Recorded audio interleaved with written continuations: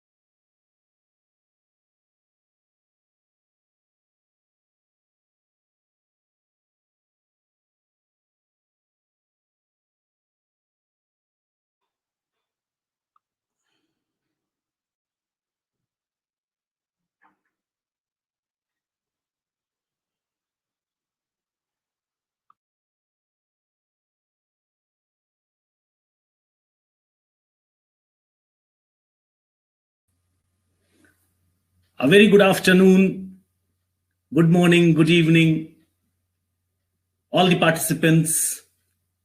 We heartily welcome all our speakers and the moderators. We welcome you to our 36th session of our association. Few people are very well familiar with our association. Those who are not, I would like to request you all to please watch a video to know us better.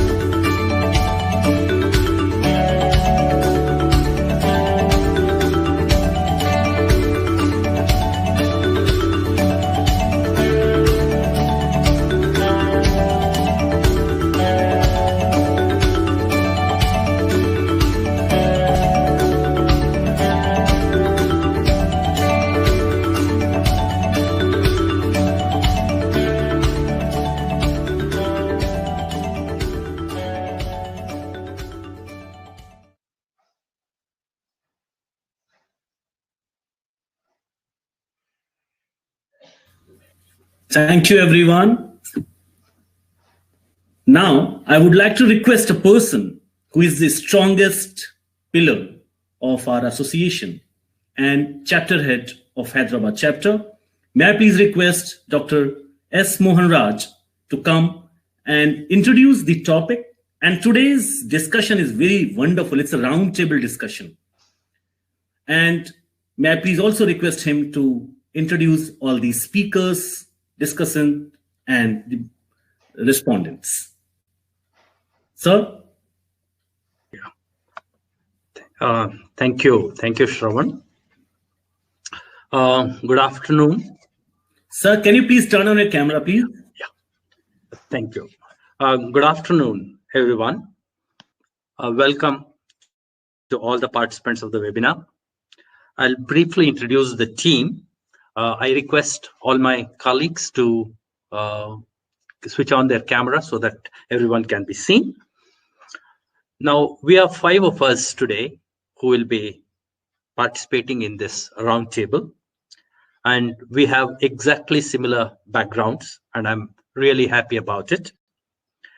But we are also different in certain ways.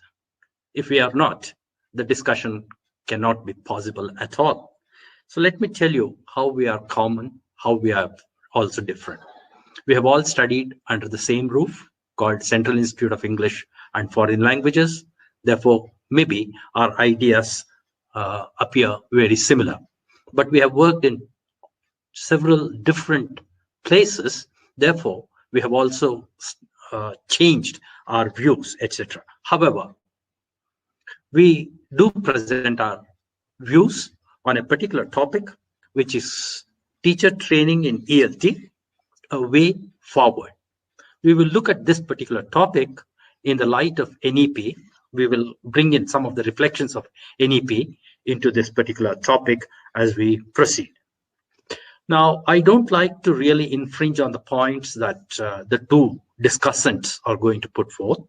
However, it won't be out of place to briefly tell you what teacher training in India is like, particularly in ELT. It's just about 60 years old, not more than that. And during these 65 years, several institutes have come up. And the two major institutes that we have to think of is Institute of English in Allahabad and CIE in Hyderabad. Both of these came up in mid-50s. Subsequently, in 60s, two premier institutes were established called Regional Institute of English North India, which is in Chandigarh, and Regional Institute of English in South India, which is in Bangalore. And we have two representatives from these two institutes, Dr. Vandana. She is the director of Regional Institute of English North India, that's in Chandigarh. And Dr. Ravi is representing Regional Institute of English South India, that's in Bangalore. He is the senior most member of faculty in that particular institute, who has a long innings. He has a long innings here.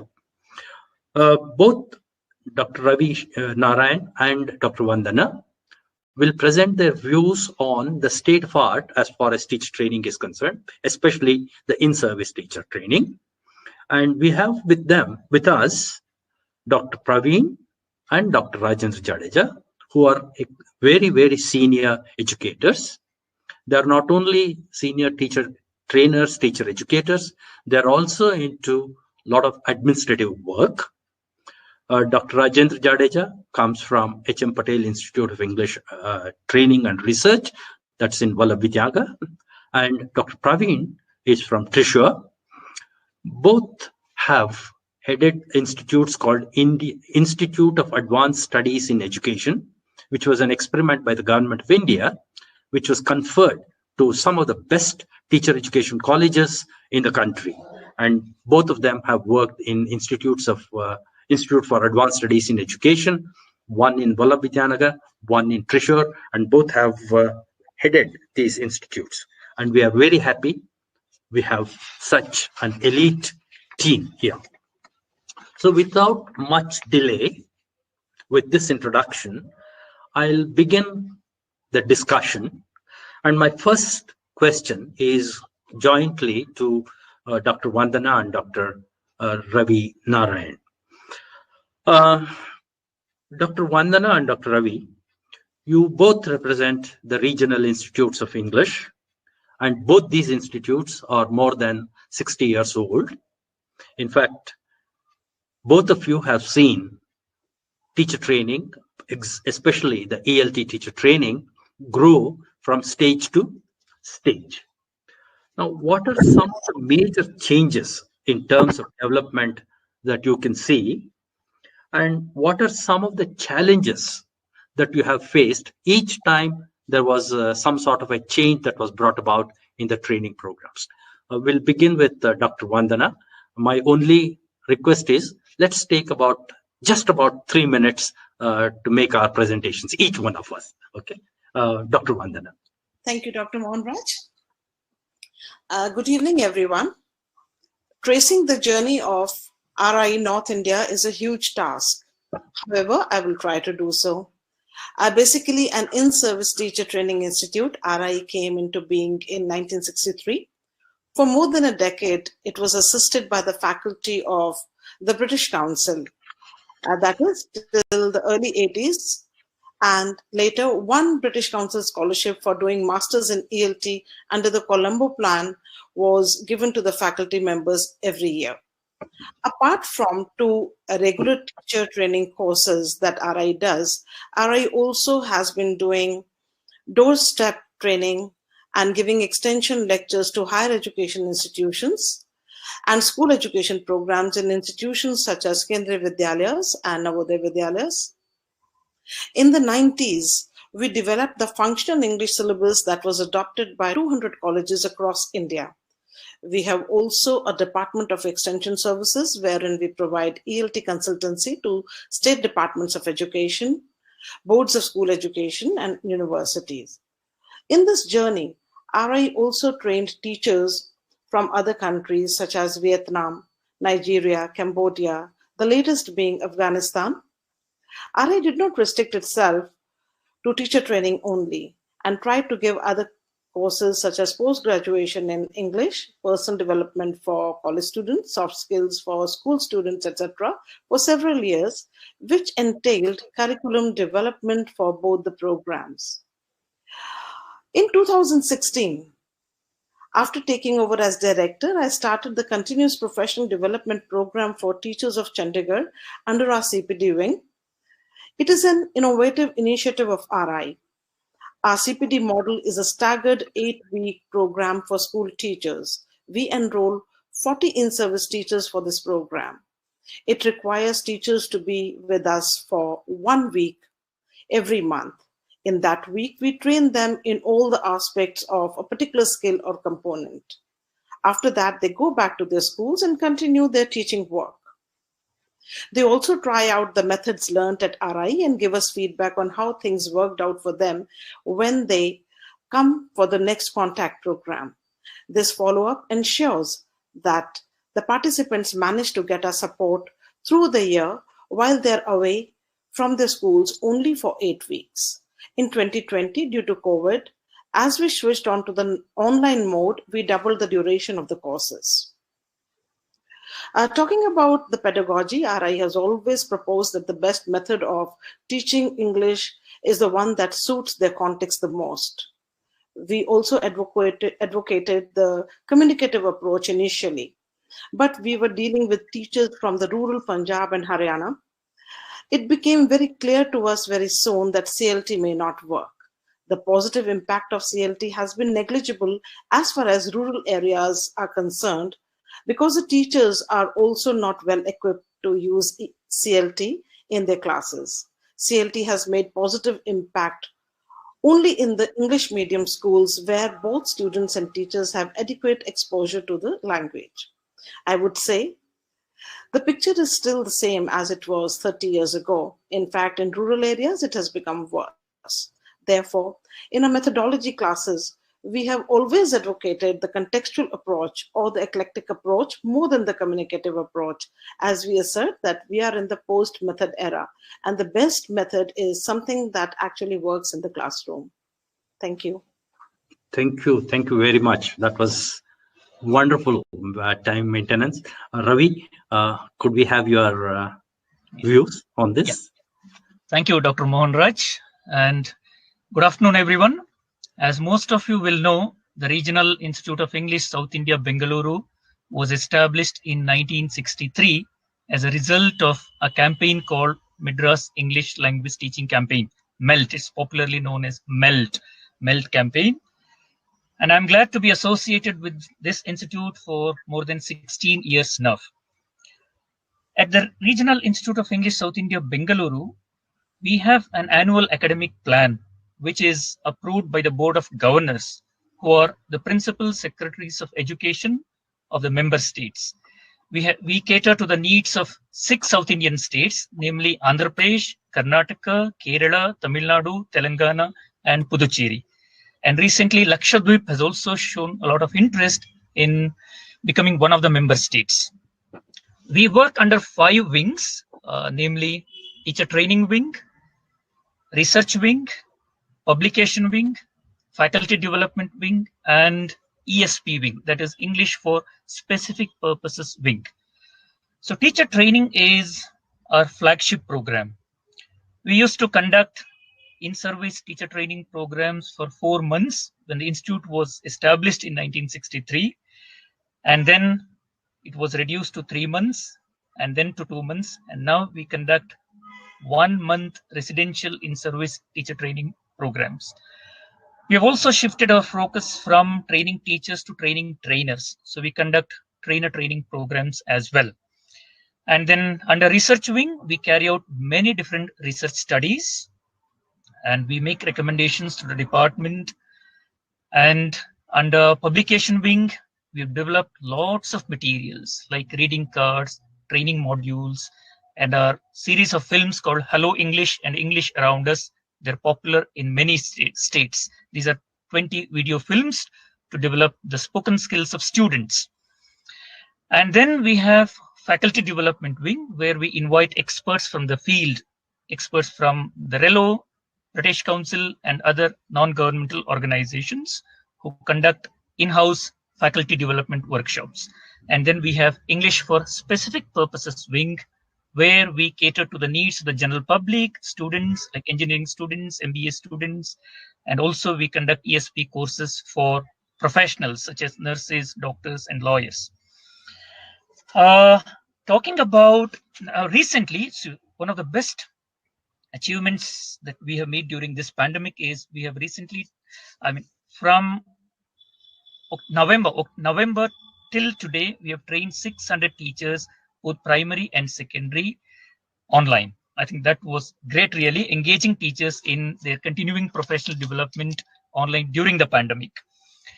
And coming to the challenges, I think the main challenge, as far as I'm concerned, is we don't have an appropriate model for the CPD, continuing professional development of teachers. We lack a CPD model.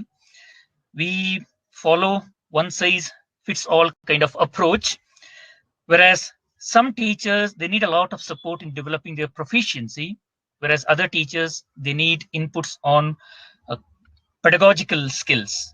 And some of them need training programs on content enrichment, textbook-based training programs, and others need programs on developing research skills, developing trainer skills in materials production and research skills. So I think it's time we devised an appropriate model for the CPD of teachers. Thank you. Thank you, Ravi. I think that's a good reflection that you need some model for CPD. Now, we have some sort of a bird's eye view of the work that's happening in the 2 institutes. And we have with us Dr. Praveen and Dr. Rajendra Jadeja, who are very senior teacher educators and administrators. I'd like the 2 of them to give their views on the models that are used in both these institutes. We'll begin with Dr. Jadeja briefly. Again, the time restriction stays. Dr. Jadeja. Dr. Jadeja, you have to unmute yourself.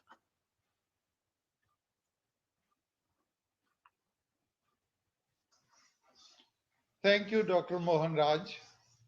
And I must start by congratulating the two RIEs, the two speakers and their teams, because from the way we can see the way they are functioning, I think within the limited resources of Indian institutions, these two stand out for doing excellent work and for, in fact, keeping alive the tradition of teacher education.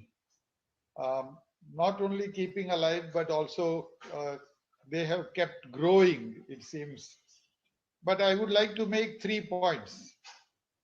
And my first point is that the panoramic view that you have presented and what I have learned from other sources also in other ELTIs of India, I am aware of the fact that we exist more or less like islands in our own regions, in our own states.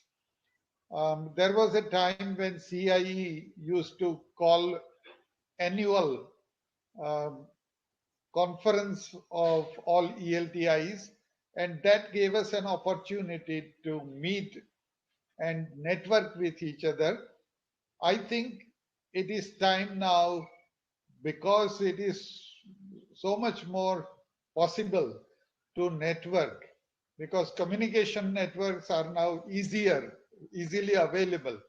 It is time to go beyond single institute existence and start networking in a more meaningful manner. I think it would help us in many ways. First of all, by sharing our resources. We have limited human resources, limited staff. So it would enrich ourselves and it would give us more opportunities to help teachers of English in rural, semi-urban, and even urban areas. So I think the need for networking is the first point I would like to argue. And I believe ELTAI is doing excellent work at the national level. And once again, if not through formal state government bodies, we can connect with each other through ELTAI. And like today's program, I think if we not only do an occasional presentation, but if we adopt a practice of national networking through ELTAI, it can become much more meaningful. My second point is that although we have started doing some distance education and some online work, I believe that in the years to come, any program will not remain only face-to-face training or teacher education program. All our programs will have to adopt blended learning approach. So part of it will have to be face-to-face and part of it will have to be online. So I believe we have to adopt more and more online presentations in our pre-service as well as in-service training programs. I think teacher education is eminently suited to online work because it is difficult for teachers to be free from their school and come to a central place for training. If we adopt an online approach, then it becomes so much more possible for us to keep in touch with the teachers, and especially for the CPD. I'm happy that you are saying that we need to create a new model or an appropriate model for CPD. Indeed, it is high time that we do it now. And if we want to do it and if we want it to become physically possible in our situation, it will have to be online or largely online and marginally face to face. So that is my second point. And the third thing I would like to say, just a minute now, the third thing I would like to say is that we need to pay more attention to testing and certification. I think in the Indian context, we haven't created tests of English which are useful to our learners, which reflect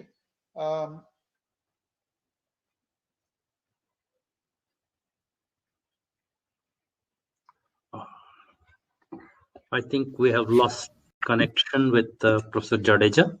There seems to be, he may have to reconnect. Meantime, could we ask Dr. Praveen to give his views, especially on the future way that both the RIEs can follow. By then, probably we'll get back to Dr. Jadeja. Yeah, Dr. Praveen. Yeah. Hello, everyone. Can you hear me, sir? Can you hear me, sir? Sure. Yeah. We are well, at the outset, I would like to thank the ELTAI, Professor Elangu and Professor Mohanraj for inviting me to this roundtable discussion, and of course, Dr. Vandana for coming up with such an idea of this kind. Now, I worked in the RIE South India, Bangalore, almost 2 decades ago, and I moved on to a teacher education college. As you know, the syllabuses and the curriculum is all prescribed by the National Council for Teacher Education. And we also teach, in addition to English, if you're a language teacher educator, we also have to teach educational psychology, sociology of education, technology of education, and so on. So it's more holistic. But then what is unique about RIE, which we have listened to right now, is that in both these institutions, teachers from different states come there. And then they also, as part of the training, they are introduced to several methods, but then they also see how certain methods work in certain states. There's a sharing of experiences, and they learn from each other. So at the outset, let me tell you, RIE training, teachers trained from RIE are much better than teachers trained from local colleges of teacher education. So that is one big advantage. So you're in a better position to do a good work. But at the same time, as I also tell you, there are those, even when I was, there was problems with funds. So we couldn't take up a lot of programs. So this began to affect us. Here too, now, unfortunately, RIEs don't have the ability to take policy decisions, but then you can lend your support for materials production, which you are doing, I suppose. And then even continuous professional development you're taking up. Now, we listened to Dr. Vandana mention that there's a particular method like the communicative approach doesn't work in rural areas. Incidentally, in states in Kerala, in a state like Kerala, they are focusing on constructivist practices. They're also focusing on critical pedagogy and so on. So a teacher who familiarizes himself or herself with all these methods in RIE, where teachers from all the other states come together, they get a chance to learn from each other. So I think that's the greatest advantage of being in RIE. Another thing, learners tend to vary. You know, we train teachers in a particular state, and these children go to the school and teach the textbook prescribed in that particular state. But then, when they go out, they may not end up getting a job in the same state. They may get a job in some other state. If suppose they get into Kendriya Vidyalayas or even Navodaya Vidyalayas, where they have to teach a different kind of text. But what is here very important here is that they learn to teach in multilingual settings. Now, that's important, because a teacher who's a student, let's say someone who's a Tamilian, he gets a job somewhere in some other state. That learner has to learn to survive teaching English language in that particular situation. Has to be familiar with that language also, and the learner's own language, and then English. So 3 languages working at the same time. So how you learn to teach. And I've also noticed while I was in RIE that the teacher trainees who come there, they will be teaching those in Karnataka, schools in Karnataka, students in schools in Karnataka, they have a different method. They get experience to that. So I think right now, the kind of training happening in RI is extremely beneficial and it should continue. Okay, sir. Yeah. Oh, thank you, Dr. Praveen. So from the four speakers, we have got, I'm just going to summarize a few of the points. RIE Chandigarh is using contextual eclectic approach, which is a wonderful thing, which means they understand the learner needs and customize the courses. RIE Bangalore are highly aware that the CPD is their weakness and they would like to strengthen that. Dr. Jadeja has recommended two major things, three, but the two things that I'm going to take is how networking and testing are extremely important, along with, and the networking also takes into account the blended learning. And Dr. Praveen has talked about the constructivist approach, which is in fact what should be really done. And constructivism, once you get trained into constructivism, you obviously learn to adapt yourself to a new situation wherever you are posted. Therefore, the training that is offered in any institute becomes meaningful. With these points, let's again get back to our two discussants from the two RIEs. Now, we are all aware that National Education Policy 2020 is out and it's likely to be implemented anytime now. And it has brought in structural change as far as our schooling system is concerned. And our training in both the institutes is largely in-service training, which takes care of the school structure as it exists now. That's one. The second point is the entire philosophy of education is also changing along with NEP, the introduction of NEP. It's no longer reproducing the text, but it is applying the text to our own life. So I put it as grasping rather than memorizing. This demands, this makes a very heavy demand on both of you, in the sense that there is a backlog of senior teachers who are used to teaching in a particular way. When they come to you for their in-service program, you obviously need to modify your training strategies. Have you given a thought to it? And would you like to share your views on that? Shall we begin with Ravi? Ravi? Yes, sir. Yeah. Thank you, Mohanraj, sir. Yes, I would agree with what you said about making changes in our own training programs. That's absolutely right.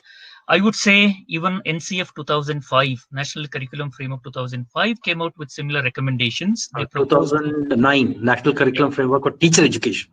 Yeah, even NCF 2005, yeah, I mean, position, they came out with they proposed 5 guiding principles. One of the principles was connecting classroom knowledge to the outside world, to students' real life, and then shifting our focus from rote learning to, as you rightly said, constructivist methods of learning, and going beyond textbooks and all these principles.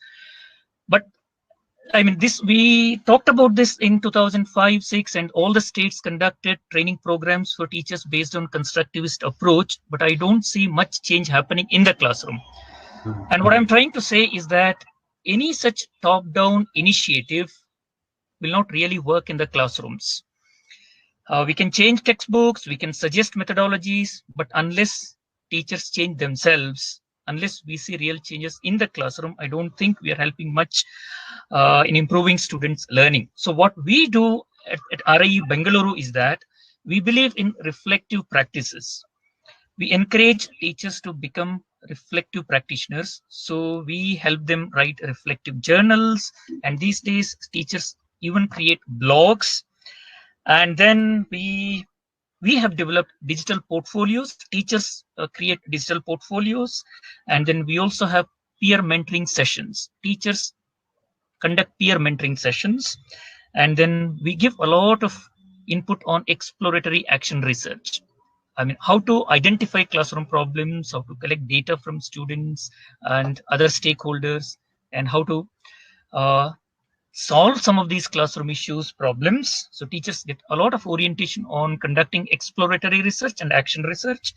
And then They also gain mentoring skills, research skills. I think these are some of the bottom-up initiatives which really help teachers in reflecting on their own practices, critically analyzing their classroom practices, and trying to bring some change in the classroom. So our focus is to develop teacher autonomy. And once teachers become autonomous, so the teacher agency, we try to develop teacher agency.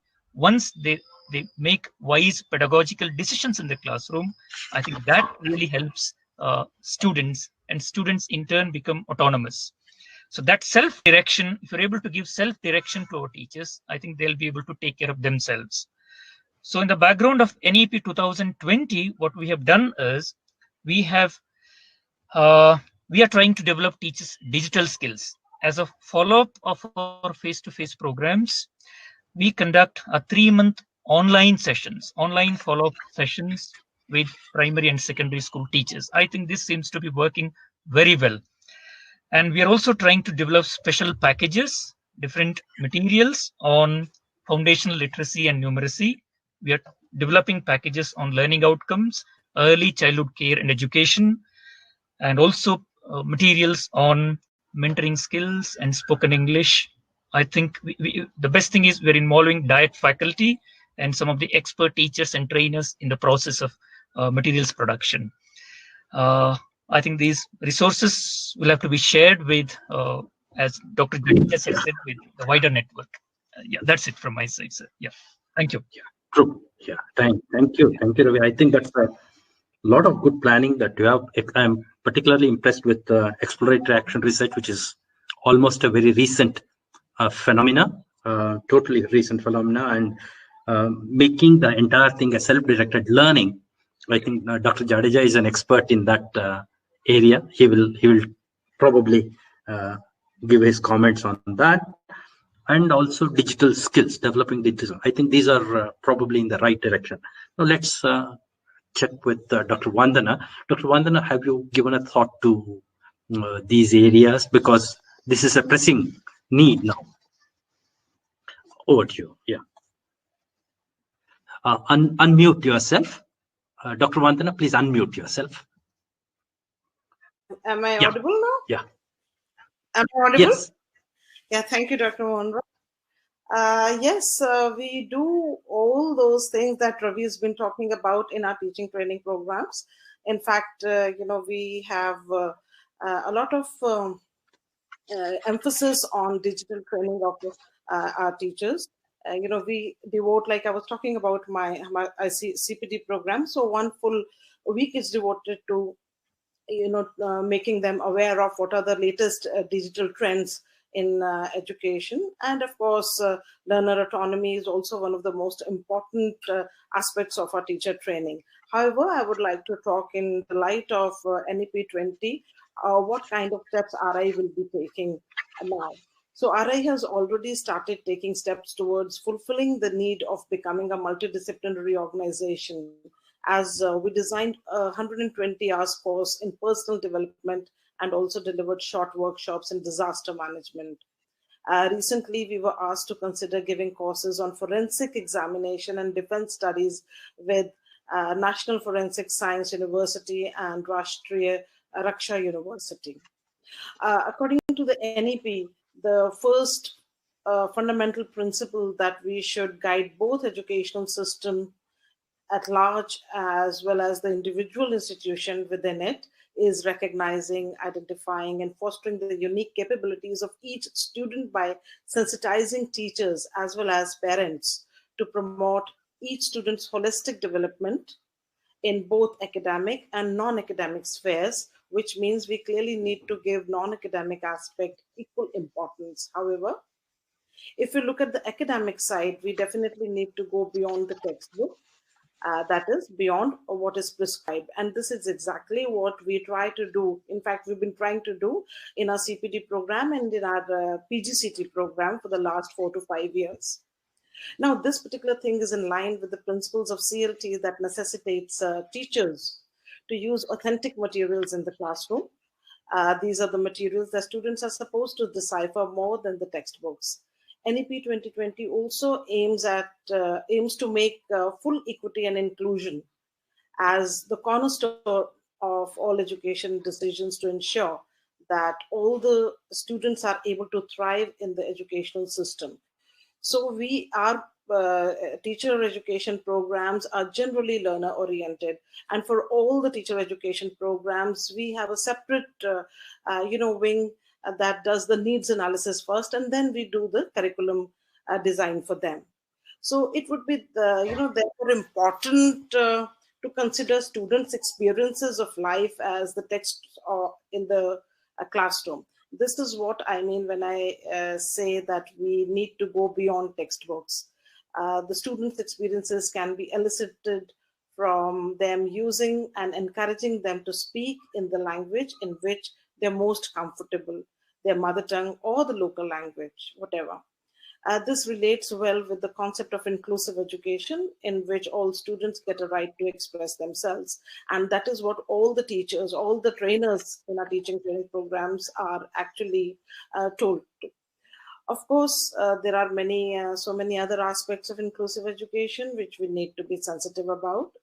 We all know that exclusion could be based on gender, socioeconomic condition, language, and class, which has to be carefully avoided, emphasizing the need to promote respect for diversity and respect for the local context as well. This takes us to another related principle of promoting multilingualism and the power of language, which is very important for teacher training institutions. So by promoting multilingualism and recognizing the power of language, we will encourage students to use their mother tongue or the local language whenever they need to. I've already highlighted it under the principle of inclusive education. For the last 3 decades, we've been telling our teachers to help their students to think in English, which has been working very well with students who have a good exposure to English but fails with others. And they become quieter when teachers compel them to express themselves only in English. So this is something that we looked at when we designed our CPD program. In the CPD course that RI started, we promote bilingual methods to the extent that instructions for the activities may be given to the students in their mother tongue. This helps not only students to perform the task given to them exactly the way it is to be done, but also the teachers who may, at times feel inadequate while giving exact instructions, as they are basically social studies teachers who are expected to teach English. Having said that, one main challenge that we face today in implementing NEP is the successful implementation of the policy itself. The change in the curriculum in the light of NEP may be looked at as an innovation. According to innovation research, for any innovation to be successful, it has to be introduced and implemented gradually, or we may say in an incremental manner. We are also aware that beliefs and attitudes do not change overnight. And the onus, therefore, is on teachers who not only need to work on their own attitudes, but also try to change attitudes of all other stakeholders in a way that it is successfully implemented. Secondly, material writers also remember to add texts that introduce values suitable to our local and cultural context without neglecting the need for understanding the global context. Such expectations are quite demanding, which again prompts us to go slow but steady. There is shortage of faculty in most institutions. Dr. Vandana, sure. Most institutions, including RI Chandigarh, however, this can be taken care of by collaborating with other institutions and using their expertise, as NEP also expects teacher training institutions to reinvent themselves and become multidisciplinary. That's it. Thank you so much. No, thank you. Wonderful. In fact, I'm sorry that I had to suggest that the time we are running out of time because quite a few points have come up. In fact, you have already laid a wonderful path ahead. I'm sure the two discussants have a difficult time now because you have suggested most of the things that they should have really said. So we have seen points like writing reflective journals, which is in fact an excellent strategy in teacher education. exploratory action research, the self-directed learning. Then we have the multidisciplinary skills, including extremely useful life skills of disaster management and forensic sciences, going beyond the textbooks, inclusive, lots of inclusive education. And especially what I like most is, though we are focusing on English language teaching, we are not forgetting other languages. We are making it multilingual. I think these are really some of the ways to look forward. However, I have just 4 small points based on which I thought the two of you could comment. Taking into account the points put forth by both Dr. Ravi and Dr. Vandana, I have certain doubts. These can we cope with the large number of in-service teachers that come to us with all these strategies? That's one thing. One, of course, there is networking, that one thing that you have suggested. Second is, if we take this framework, if we take all these points together, where is the scope for experimentation or some sort of an innovation? And the third point is, does this also provide some sort of a research possibility? Does it open up new domains of research? And finally, can we think of theorizing all this and put it as an Indian model, indigenous model? Could we begin with Dr. Praveen? Dr. Praveen? Well, yes, can you hear me, sir? Fine. Yes, yes. Well, we have just listened to Dr. Vandana mention self-directed learning and reflective practices by Dr. Ravi. And Dr. Mohanraj suggested that I identify something related to kind of research we could undertake. Now, all these I would like to address by relating it to NEP 2020. One major thing that has happened is we have now started focusing on early childhood care education. That's a big major shift that is happening. And then you're going to start teaching English right from standard 1. And there is also one strong view that in the early years, teaching, the focus should be on the mother tongue. Let the learner learn through the mother tongue. So the immediate question you need to address is, how will you introduce English and mother tongue at the same time? Are you going to make use of the bilingual method? Are you going to think of a new method that's going to work, a grammar translation method or something? So research in this area has to be taken up seriously. Now, NEP 2020 also mentioned something about texts that are locally specific. Now, already different departments of education have come up with textbooks. So when you associate with them for textbook development, you can come up with materials that match the NEP guidelines of coming up with text suitable for local situations. Because you are in a particular position to do that, because you have faculty from all the 4 states coming in to teach. You have teachers. You can have group work to come up with ideal materials. Another important thing is it is not going to be rote learning that is to be tested. You want to them for developing the ability to use the language. So what about the testing strategy that is happening?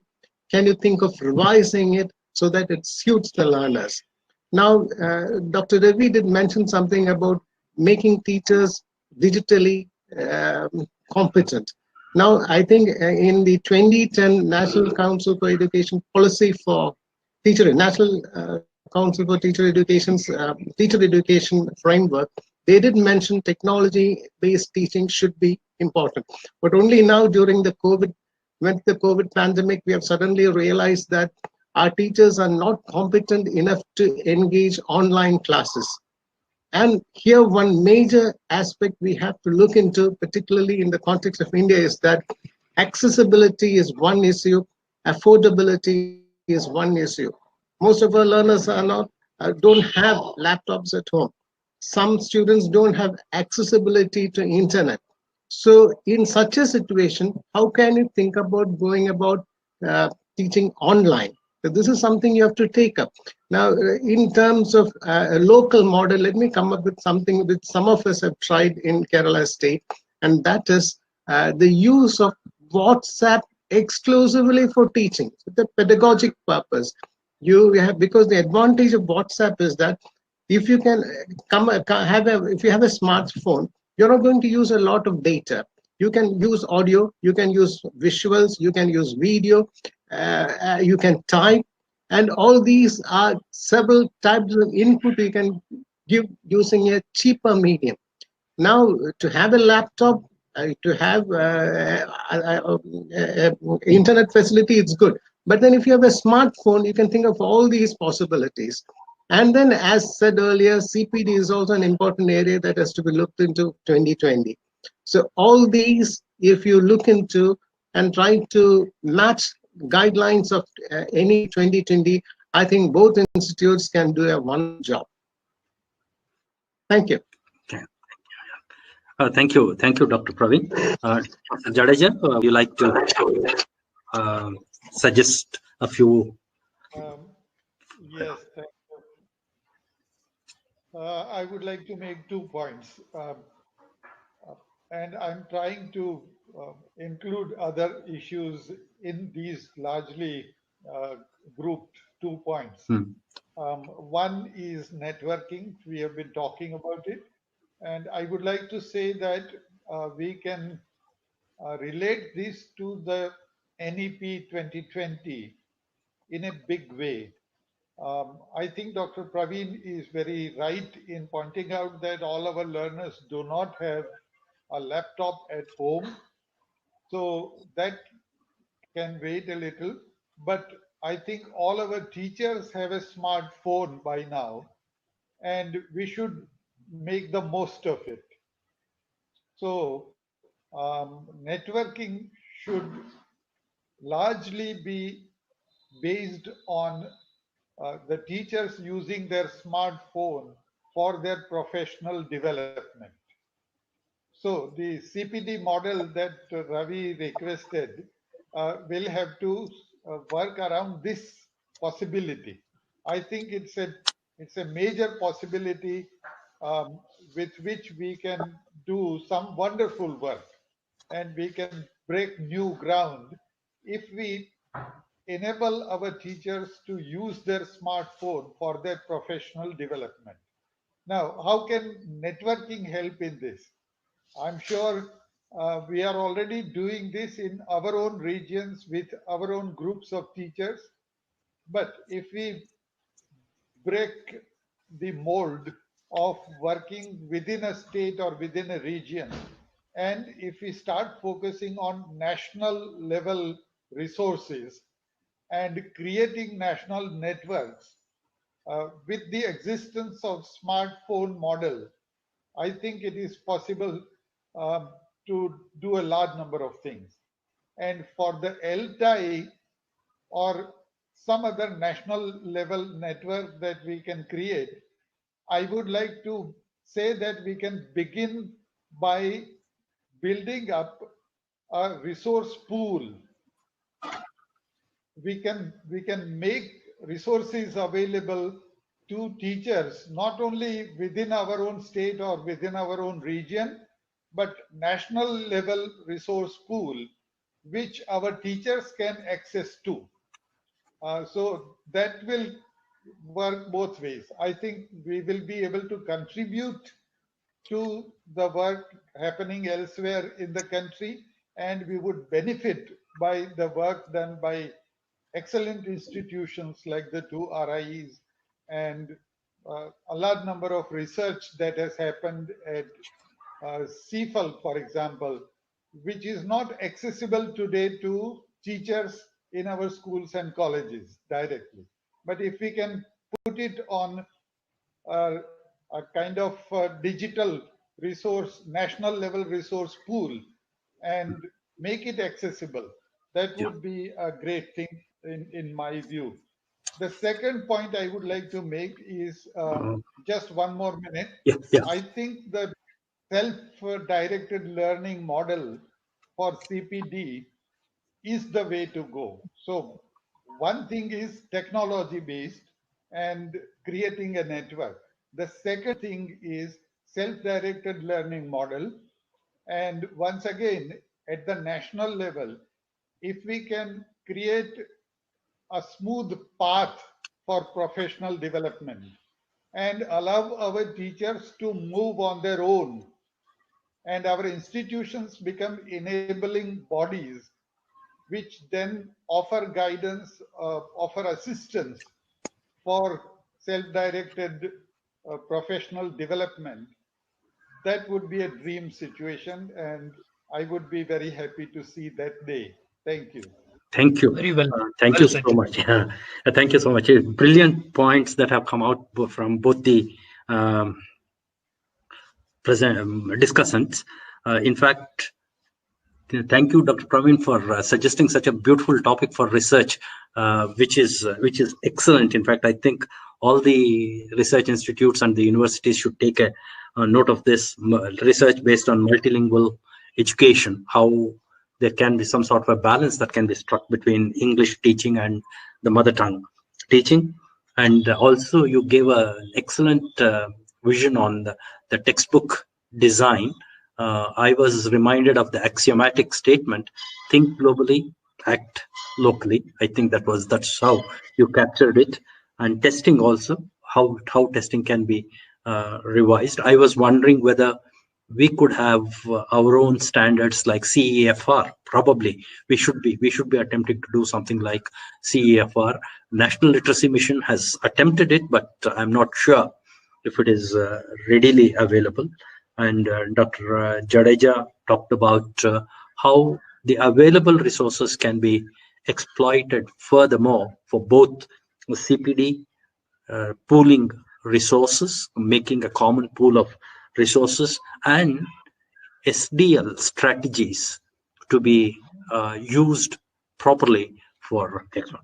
So the main points that we have discussed so far are how there is a need for structuring all the training programs, then building network to promote both professional interaction among almost all the possible professionals in the country, both formal and non-formal collaborations to become a reality, and online programs to be promoted in a large scale, teacher autonomy to be enhanced, and rightly so, teacher autonomy also ensures learner autonomy, CPD to become some sort of a regular feature. Textbooks certainly need to be redesigned, reshaped, and use of technology to be given a lot of boost, and exploratory action research and digital skills to be promoted among the teachers, and research in multilingual teaching, whether it could be a bilingual method. Why not revisit the bilingual method? These are some of the points that have come up. We are almost at the end of the session. I wonder if there are any questions. The chat box says that the session was very important. Okay, there is a question. Professor Ramani has asked a question. Has there been a demonstrable, documented evidence to show the extent of impact of teacher training programs on actual widespread classroom practices? If not, how might such evidence be gathered and shared for further improvement? I think Dr. Praveen touched on this particular point. Dr. Praveen, would you like to respond to this? This is a question from Professor Ramani. Would you like me to repeat the question? I think that's... No, I got the question. Right. I think it's a very important question. Normally what happens is we give the training, but we do not take the follow-up to see how effective the training was, how the person who received the training applies what he has learned. So this seldom happens. And I think this is something we have to seriously take up. I think there was a reference already made by Dr. Vandana in the first response that they do ask learners to come back after weeks and then check what they have learned. So this is one way of checking. You give them some training, you get feedback from them. then you refine them and so on. This is something we have to seriously take up. It is also always what happens is it's a one-time training. You give the training, then it's over. There's no connection with the teacher educator, the institution, or the trainees. This should be continuous. So if you can establish a link of that kind, it would be wonderful.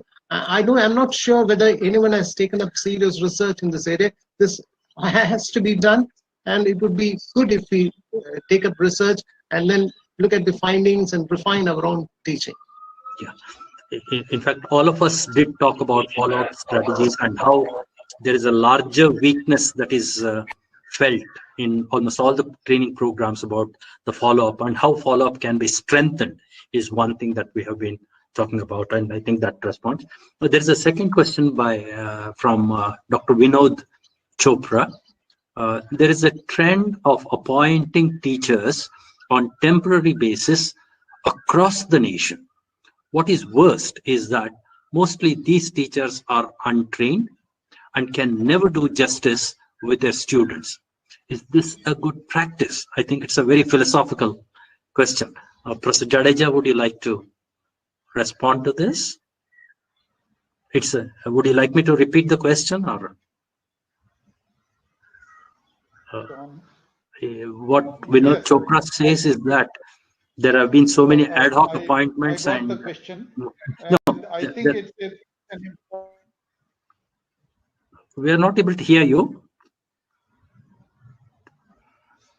I think the implementation of NEP will have to ensure that we overcome issues like this, because it was something that really limited our functioning in a major way.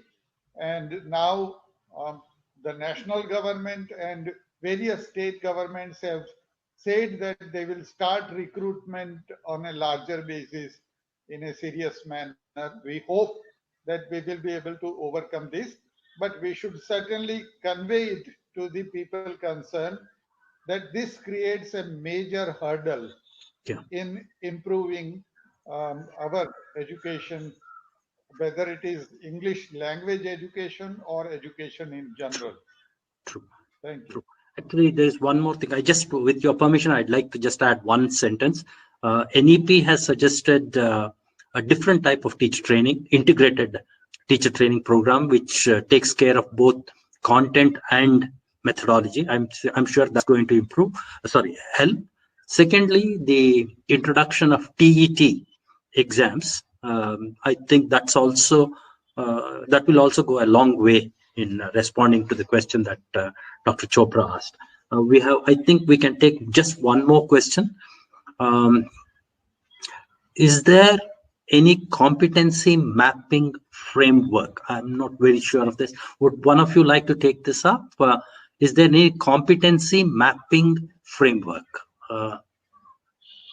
I think mapping has not been done, but NCERT, even the state departments of education have come out with learning standards, learning outcomes for each grade, right? So I'm not sure about the mapping of these learning outcomes with the textbooks and the materials available. Yeah, maybe we need to do that. Yeah. Dr. Vandana had sort of indicated in our second presentation, you did indicate how you were trying out a few of the things that, as far as the learners are concerned, and how you help them keep a reflective journal. Would you like to add to this? Is it possible to map the competency? Actually, as far as teachers are concerned, we can do something for them. But if it is something learner oriented, then of course it is the teachers who have to do all this. So I am again not sure how we'll be able to map it for students at this stage. Of course, first we have to start with teachers. But like the first question about previous question about teachers being taken. The teachers being taken on an ad hoc manner, and this happens all over India. And because of this practice, whatever innovations that we try to make, whether it is mapping, the competency or other things, it becomes very difficult because what happens is we appoint a teacher, and within 2 or 3 months the teacher goes. And this has been happening for the last 4-5 years in Chandigarh as well. Whether it is school teachers or whether it is college teachers, we do not have adequate number of faculty, and whosoever comes and joins is only there for some time. So they are there only for some time, and they are not able to actually internalize all these things that we need to do as teacher educators. So it becomes a little difficult actually. Yeah. But yes, we need to do this mapping. This Sure. I think that's a very pertinent question. Of course, there has been some sort of an attempt at portfolio management. Portfolio management, if we keep, at least we can map the learnings graph, but I'm not sure if it can map the competency graph. I'm not sure of that, but that's one of the things. With that, I thought we could call it a day. Thank you very much. I think each one of you have made excellent contribution. It was a wonderful treat. I'm sure all the participants have liked this presentation, and there is a lot more that can be said about this. We didn't have adequate time. I'm sure we can extend it by another session. Let's hope we will have that occasion very soon. Thank you very much, each one of you. I thank you very much for raising to the occasion. And we also thank ELTAI for hosting this. For today, we have this much. Next week, next Sunday, we are meeting again with one more webinar, exactly at the same time on 17th of January. We will look forward to seeing each one of you on that day. Thank you very much. Have a wonderful day. Thank you. Thank you for moderating the session. Thank you. Thank you.